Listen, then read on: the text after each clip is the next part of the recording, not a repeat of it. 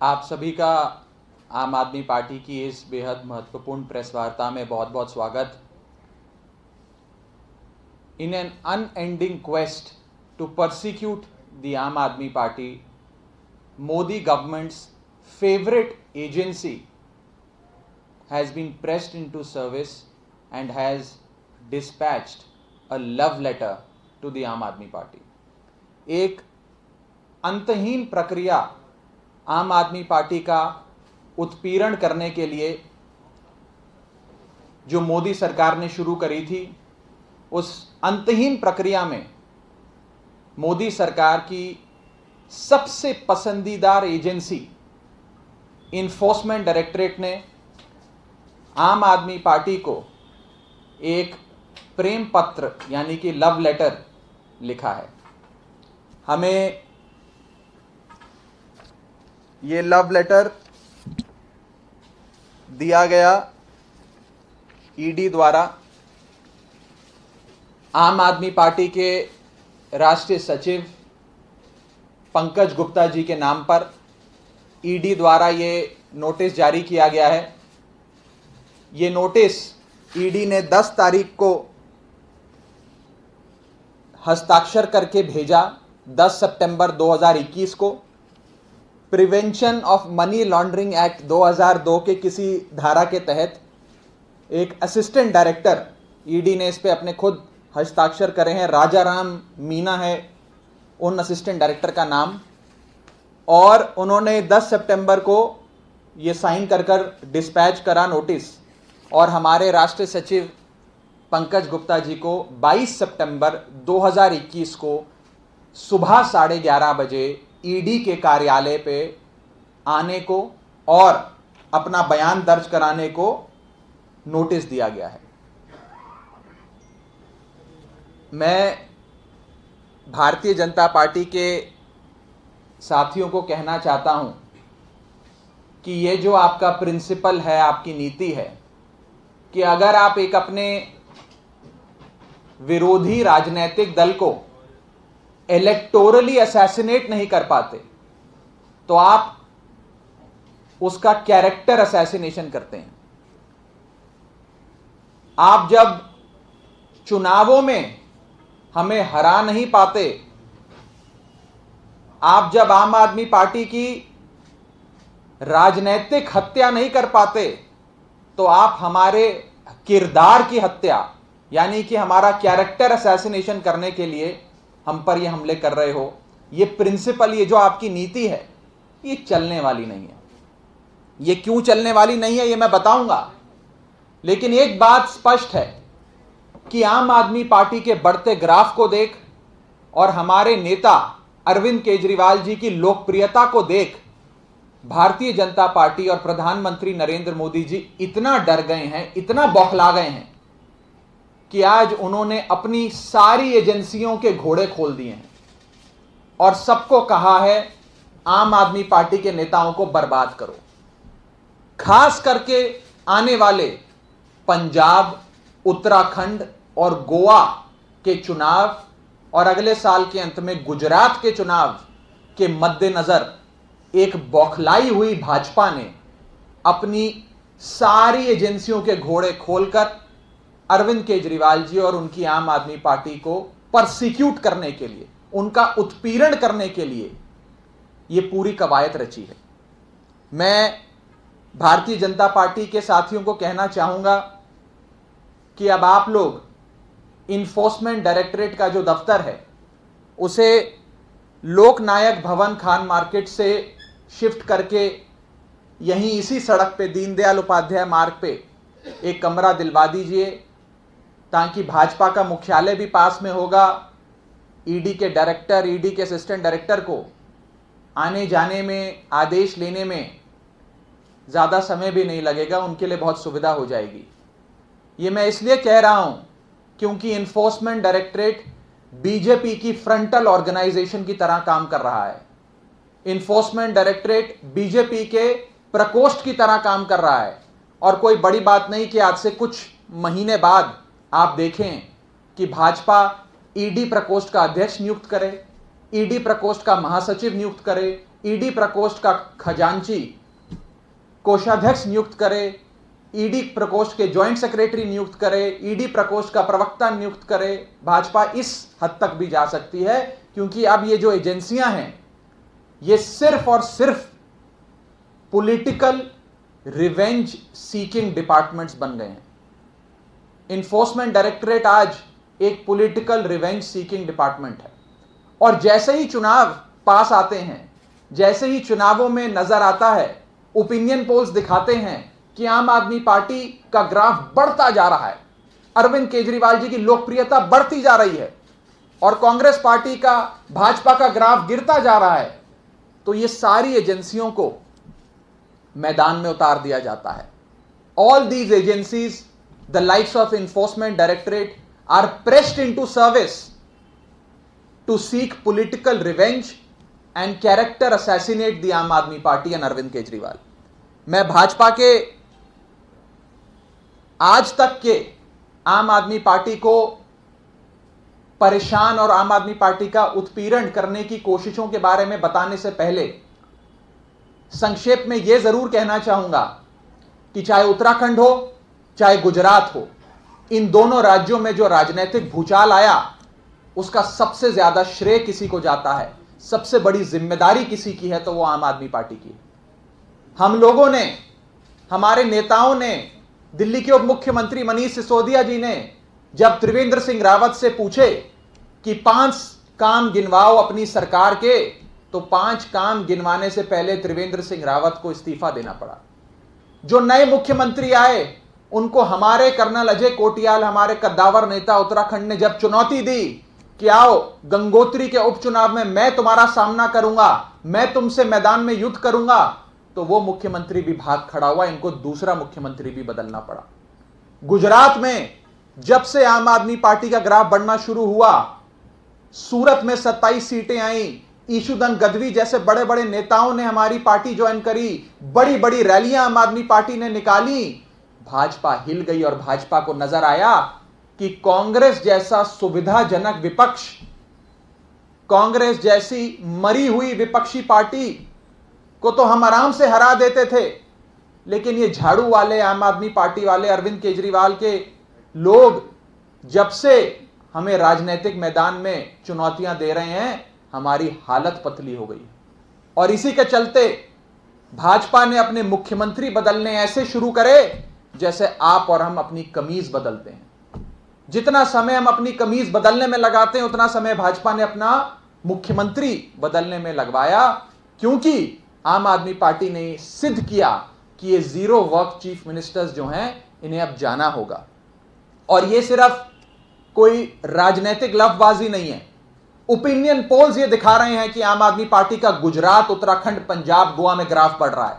हमने हर जगह कांग्रेस को, जो एक मुख्य विपक्ष की भूमिका में कभी हुआ करती थी, उसे खदेड़कर एक कॉम्प्रोमाइज्ड ऑपोजिशन, कॉम्प्रोमाइज्ड कांग्रेस को हटाकर एक मुख्य विपक्षी दल आम आदमी पार्टी बना।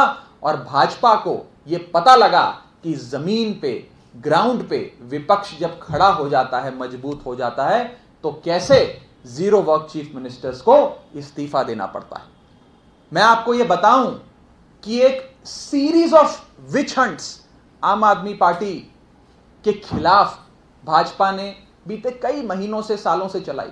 और ये आम आदमी पार्टी बनने से पहले यह कवायद शुरू हो गई।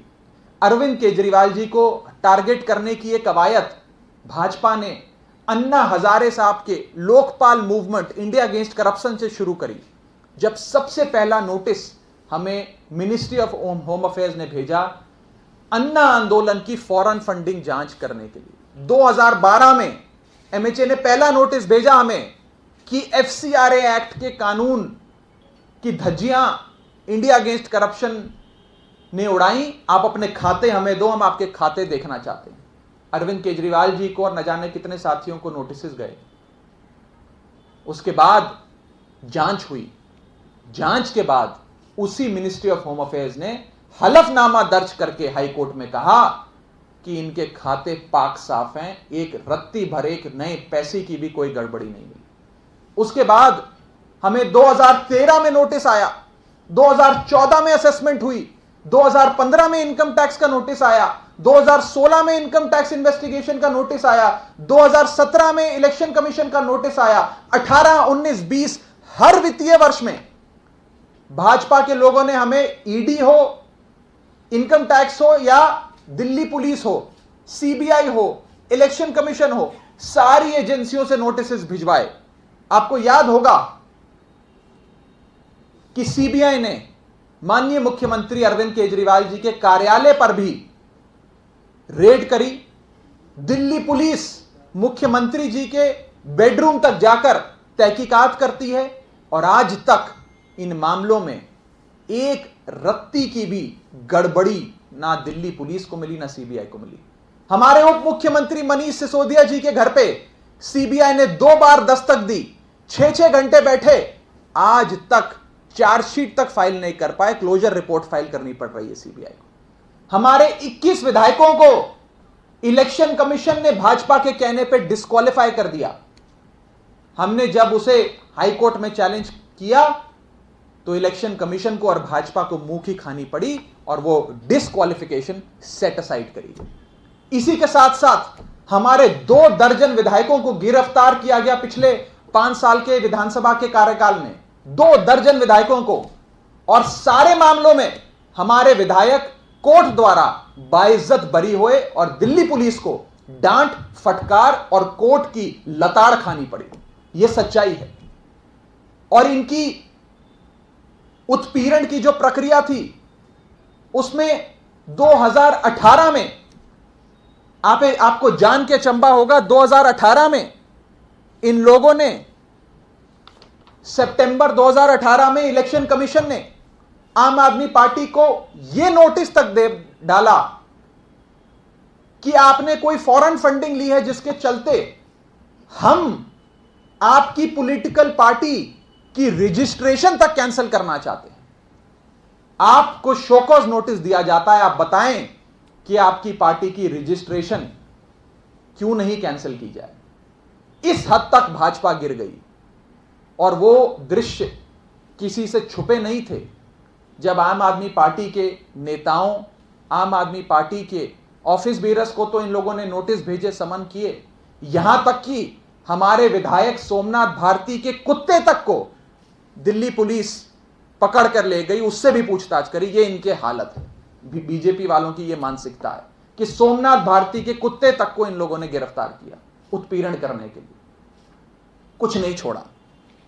आपको याद है कि आज से कुछ साल पहले दिल्ली के उपराज्यपाल नजीब जंग ने एक शुंगलू कमेटी का गठन किया था कि दिल्ली सरकार में बड़ी गड़बड़ियां हैं।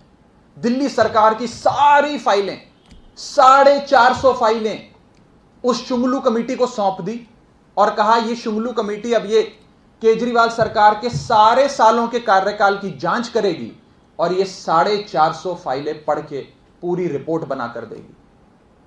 उस शुंगलू कमेटी जो राजनीति से प्रेरित थी, जो दुर्भावना से प्रेरित थी, वो भी अरविंद केजरीवाल के कार्यकाल के 450 फाइलों में एक रत्ती भर की गड़बड़ी नहीं निकाल पाई। यह है ईमानदारी की ताकत, यह है ईमानदारी की राजनीति, यह है ईमानदारी की गवर्नेंस। मैं भारतीय जनता पार्टी वालों को फिर कहना चाहूंगा कि यह गीदड़ भभकियों से डरने वाली पार्टी नहीं है। अरविंद केजरीवाल के सिपाही और आम आदमी पार्टी इस मिट्टी के नहीं बने कि इस 2 कौड़ी के ईडी नोटिस से डर जाएं। ऐसे कई नोटिस आए, कई नोटिस गए। हम तो पीले चावल लेके आपका इंतजार कर रहे हैं। आपका स्वागत है, आप लोग आएं, जितनी जांच करनी है करिए, जितने खाते देखने हैं देखिए। हमें ना इन गीदड़ भभकियों से डर लगता है, बल्कि मैं तो यह कहूंगा कि एक छोटी सी गरीब पॉलिटिकल पार्टी, गरीबों की पॉलिटिकल पार्टी से अगर देश की सबसे बड़ी पॉलिटिकल पार्टी, सबसे अमीर और अमीरों की पार्टी कही जाने वाली भाजपा, अगर इस छोटी सी गरीबों की पार्टी आम आदमी पार्टी से डरती है तो हम इसे एक मेडल के तौर पे देखते हैं। भारतीय जनता पार्टी ने कोई कसर नहीं छोड़ी आम आदमी पार्टी का उत्पीड़न करने में। यहां तक कि हमारे मंत्री सत्येंद्र जैन तक को 12 बार सीबीआई ने बुलाया, 12 अलग अलग केसेस उन पे दर्ज किए। मैं बीजेपी वालों को एक हिदायत और देना चाहूंगा कि गुड गवर्नेंस करके, ईमानदारी से काम करके लोगों का दिल जीतने की कोशिश करो। हिंदुस्तान के लोग अच्छा काम करोगे तो बहुत प्यार देंगे, बड़ा आशीर्वाद देंगे, लेकिन इन एजेंसियों के घोड़े खोल के आम आदमी पार्टी का उत्पीड़न करने की कोशिश करोगे तो मुंह की खानी पड़ेगी। इसी के साथ साथ मैं बीजेपी को यह भी चुनौती देता हूं कि बीते 7 साल में 2014 में, मई 2014 में प्रधानमंत्री जी की सरकार बनी, 7 साल से भी ज्यादा होने को आया है नरेंद्र मोदी जी की सरकार को। बीते 7 साल में मुझे सिर्फ एक भारतीय जनता पार्टी के नेता का नाम बताइए जिसे ईडी का नोटिस भेजा गया हो। क्या कोई एक भी बीजेपी का नेता है पिछले 7 साल में जिसे इन्फोर्समेंट डायरेक्टरेट ने कभी भी शो कॉज नोटिस भेजा हो, समन्स भेजे हो, लेटर लिखी हो, चिट्ठी लिखी हो? एक भी नेता। यह दिखाता है कि इन्फोर्समेंट डायरेक्टरेट जैसी एजेंसियां एक पॉलिटिकल रिवेंज सीकिंग टूल्स बन के रह गई हैं मोदी डिपार्टमेंट की, मोदी की सरकार की। और मैं नरेंद्र मोदी जी को, भारतीय जनता पार्टी को एक और चीज शेर के माध्यम से सुनाना चाहता हूं, क्योंकि समय बदलता है, दिन बदलते हैं। ऐसा नहीं है कि एक ही पार्टी हिंदुस्तान पर राज करती रहेगी, ऐसा नहीं है कि आपकी लोकप्रियता लोगों के दिलों में सदैव रहेगी। तो इस बात पे जरूर गौर फरमाइए, ये दबदबा, ये हुकूमत, ये नशाए दौलत, ये दबदबा, ये हुकूमत, ये नशाए दौलत किराएदार हैं, सब घर बदलते रहते हैं। इतना अहंकार ठीक नहीं, आप सब किराएदार हैं। और ये सत्ता अक्सर अपना घर बदलती रहती है। शायद आजाद भारत के इतिहास में कभी भी इतना उत्पीड़न किसी पॉलिटिकल पार्टी का नहीं हुआ होगा, और कोई ऐसा मुख्यमंत्री आज तक नहीं हुआ होगा जिसके खुद के घर पे राज्य की पुलिस को भेजकर तहकीकात करवाई हो, जिसके खुद के दफ्तर पे सीबीआई ने दिन दहाड़े रेड करी हो। इतना उत्पीड़न करने के बाद भी भारतीय जनता पार्टी को और नरेंद्र मोदी जी और अमित शाह जी की नाक के नीचे दिल्ली में चुनावों में भाजपा को एक शर्मनाक हार का सामना कराने वाली आम आदमी पार्टी बस इतना ही कहना चाहती है कि हमें रूल ऑफ लॉ में पूरा विश्वास है, हमें कानूनी प्रक्रिया में पूरा विश्वास है। हम इन लोगों का, इनके नोटिस का तहे दिल से स्वागत करते हैं और प्रभु से इतनी ही प्रार्थना करते हैं कि rule of law should prevail over rule of vendetta politics. Rule of law की विजय हो और रूल ऑफ वेंडेटा पॉलिटिक्स की हार हो, ऐसी हम कामना करते हैं। ऐसे ईडी के नोटिसेस, अलेज्ड फाइनेंशियल क्राइम्स के नोटिसेस से आम आदमी पार्टी डरने वाली नहीं है, और हम भारतीय जनता पार्टी को बस इतनी ही हिदायत देना चाहेंगे। बहुत बहुत शुक्रिया। किसी का कोई सवाल हो तो भाई, नोटिस ये 2 पन्ने का है, मैं अभी ये दोनों पन्ने आपको दे भी दूंगा। हम तो कुछ छुपाते नहीं, हर चीज सार्वजनिक कर देते हैं। इसमें बस इतना ही लिखा है कि मैं Raja Ram Meena, assistant director, prevention of money laundering act. भाई, इन्फोर्समेंट डायरेक्टरेट 3 कानूनों में नोटिस देता है। फॉरेन एक्सचेंज मैनेजमेंट एक्ट जिसे फेमा कहते हैं, prevention of money laundering act जिसे पीएमएलए कहते हैं, और फ्यूजिटिव इकोनॉमिक ऑफेंडर्स एक्ट। इन 3 कानूनों में दे सकता है। उसमें से इन लोगों ने prevention of money laundering act चुना है और उसके तहत हमें एक नोटिस दिया है। हमारे राष्ट्र सचिव पंकज गुप्ता जी को बुलाया गया है 22 सितंबर 2021 को 11:30 बजे। हम जरूर अपने वकीलों से बात करके इस नोटिस पे, ये तो वही बताएंगे, पर मुझे ऐसा लगता है कि अगर सितंबर 2021 में नोटिस दिया जा रहा है तो पिछले कोई 14, 15, 16, 17, 18 किसी वित्तीय वर्ष का कोई फैब्रिकेटेड केस बनाकर शायद इन लोगों ने समन किया होगा, मुझे जानकारी नहीं है, ये तो पता लगेगा। लेकिन भाजपा का इतिहास देखते हुए ये जरूर कहा जा सकता है कि आज तक के उनके सारे केसेस मेलिशियस, फैब्रिकेटेड, दुर्भावना से प्रेरित पाए गए। और ये खाली मैं नहीं कह रहा, ये तो कोर्ट्स ने, हाई कोर्ट्स ने, लोअर कोर्ट्स ने, सुप्रीम कोर्ट में एमएचए ने खुद एफिडेविट दे दे के ये चीजें कही हैं हाई कोर्ट। तो ये अब आने वाले समय में हम आपको इसकी सूचना जरूर देते रहेंगे कि ये नोटिस कहां से प्रेरित है, कौन से मसले का है। नहीं, वो नहीं है, नहीं, बस बुलाया गया कि आप आ जाइए, और prevention of money laundering act की किसी धारा के तहत आपको बुलाया जाता है। हमको इन्वेस्टिगेशन कर रहे हैं, उस इन्वेस्टिगेशन में आपका जुड़ना बड़ा जरूरी है। आप आए, अपना बयान दर्ज कराइए। जिस चीज का इन्वेस्टिगेशन चल रहा है जिस बारे में आपको जानकारी है? नहीं, अभी मैं आपको ये नोटिस, जितनी मेरी जानकारी है मैं नोटिस जारी कर दूंगा। अभी इसमें सब कुछ है, आप लोग पढ़ के जरूर समझ जाएंगे, इसमें कोई परेशानी वाली बात नहीं, मैं भी आपको दे दूंगा। और कोई सवाल? Thank you.